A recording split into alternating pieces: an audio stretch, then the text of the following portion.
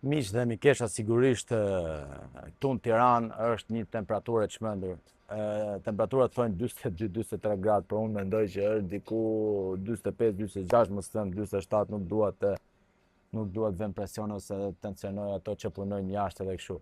Por dua të them dy fjalë dhe do ta mbyllim për këtë sezon fantastik që unë që kur kam filluar podcastin, që kur kam filluar këto videot e mia që kam fol për sportin, duke shfaq mendimet e mia dhe duke thënë çdo lloj mendim që mund del nga zemra sigurisht dhe nuk dua se domethënë nuk du të privoheni fare nga fjalët e mia dhe këto video unë i bëj për kënaqësinë time, sigurisht edhe për t'i rujt në YouTube, ku sigurisht YouTube i ka shumë gigabajt, ndërsa unë si kam ato, edhe për të kënaqur edhe veten time dhe ato që i shohin kështu.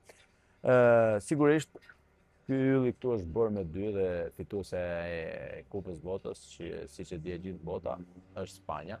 Ndërsa kjo bluze këtu është e barit te shtëpia vjetër ku luajm kalçeto ose bëjmë është një bluze që ne e kemi vendosur kudo dhe e mbajmë kudo. Do e thoja vetëm kaq, një Argjentinë shumë e lodhur, një Argjentinë e mbaruar, ku ndret një Spanje perfekte në çdo aspekt. Një Argjentinë ku gjujtën e parë e ka bë në minutën e 100 për veten, ndërsa një Spanjë që fati i Argjentinës ishte që kishte Martinezin në port dhe i ka marrë shumë lojë sepse Spanja do kishte bën mbi 4-5 gola me këtë Argjentinë. Tjetra është që më zhgënjen shumë sepse nuk e futi në lojë Lautaro Martinezin. Nuk e di a ka marrë vesh ai Scaloni që Lautaro Martinez vërtet është sulmues, por ai kthehet edhe mbrojtës dhe përveç se kthehet mbrojtës të mbanë 3 lojtar kundërshtar. Por ai nuk e ka marrë vesh dhe nuk i dhe faj, se do jetë në pi aty, do jetë sik truni, sepse sigurisht gjithë finalet e Spanja po bombardonte. Spanja ka një merit absolute dhe ka meritu plotësisht këtë kupë bote. Sigurisht vetëm unë them mendimet e mia se ju mund t'i kundërshtoni dhe është punë për ju, nuk ka si lloj problemi. E ka meritu dhe dy vështirësitë e Spanjës kanë qenë Kepi Gjelbert në ndeshjen e parë dhe Portugalia që e ka mund me shumë zotësi dhe shumë zgjuarsi në minutën e 91. Vetëm to për mendimin tim kanë qenë vështirësitë e Spanjës, asnjë lloj vështirësie tjetër. Sigurisht në minutën e 106 Ferran Torres ka shënuar golin edhe ku pasaj kësaj minute nuk ka ndryshuar asnjë gjë, u mundua Leo Messi të luante pak, por sigurisht ishte shumë e vështirë sepse në minutën 93 nuk e di, se nuk e kam për zakon të ofendoj, po një lojtar budallat të bëj atë veprim dhe të futet ashtu kur e di që ka një karton verdh, absolutisht është shumë gabim dhe kartoni shumë i merituar. Lodha ka të bëj. Argentina nuk po përballonte Spanjën me 11 lojtar, jo më pasi u la me 10 lojtar. Do flitet shumë gjatë për këtë veprimin e Enzo Fernandesit, ashtu e mendoj, ashtu i erdhi, nuk e ndryshoj. Ky arbitri që u vendos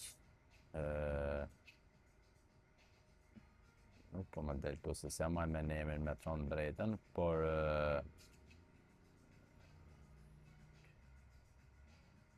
jo, zotëra gjesa zban. Sloveni Vincis e ka marrë shumë mirë dhe është hera parë që unë nuk shoh një arbitër që ndihmon Argentinën, sepse kam pa shumë video ku nuk e marrë me një lojtar që i voni dorën me Cristiano Ronaldo i tha hiqe dorën se do dënohesh me të kusht, ndërsa Çuçurela vetëm ja bëni kështu edhe Messi i tha shih varin. Sigurisht Kupa Botës edhe fituesi nuk gjykohet, por të fitosh me hile, si s'ka diçka, edhe nuk prit nga Leo Messi. Okej, hiqet faj sepse normal dëshiron dhe me gjithë du me fitu. Unë jam të luj kalçeto këtu me kalamet e veqe dhe du me fitu, jo më Kupa Botës. Por, që mos zgjatëm shumë, një Argentinë që ka shku në finale me shumë ndihmesa dhe një Spanjë perfekte që ka shku në finale në plot djersë, plot forcë dhe sigurisht merita kryesore takon trajnerit normal dhe lojtarëve të ri. Të gjithë kanë paraqituar ku kur ka marrë lojtarët, por sinqerisht bravo i qoftë edhe De La Fuentes, bravo i qoftë për mënyrën se si qëndroi vetes, për mënyrën që po të ishon vend De La Fuentes, sinqerisht me gjithë të gjonat që ka bërë do të thoja ju falenderoj, unë do të rriqem, do shkoj të shijoj pushime tjetër me familjen sepse ai ka fituar gjitha dhe bravo i qoftë. Sigurisht isha edhe në vend Skalonit, do jepja dërheqen, do juroja gjithë mirat sepse ai e fitoi edhe Kupën e Botës në 2022-shin, shkoi finaliste tani dhe prapë. Kemi pa një botror shumë të lodhshëm, sinqerisht, sidomos me oraret, sepse jemi dëshmitarë edhe të videove që ne kemi ne deri në orën 3, 4, 5 zgjuar. Ka qenë aq i lodhshëm, por edhe aq fantastik dhe i bukur. Me shumë surpriza, me shumë gjëra, si çdo botror. Ne kemi shiju këtu të Shtëpia Vjetër, çdo ditë kemi shiju, sigurisht me birën perfekte gjermane, Augustiner, me akullore, me lëngjet e freskëta, me kafen Constador, me shumë gjona. Por sigurisht e ka shumë më shumë Amerika, sepse ka fituar më shumë lek. Ne si me birë, si pa birë, si me 2 bira, si me 3 bira, ne kemi shiju në mënyrën tonë, sigurisht. Ju urojmë shumë fat Spanjës, ju urojmë edhe shumë fitore të tjera dhe sigurisht ju urojmë çdo të mirë të Shtëpia Vjetër, punë të marrë, sa më shumë punë, sa më shumë alegri, sa më shumë gëzime. Ju urojmë shumë fat Argentinës në Amerikën Latine, në Kupë Bote, kudo.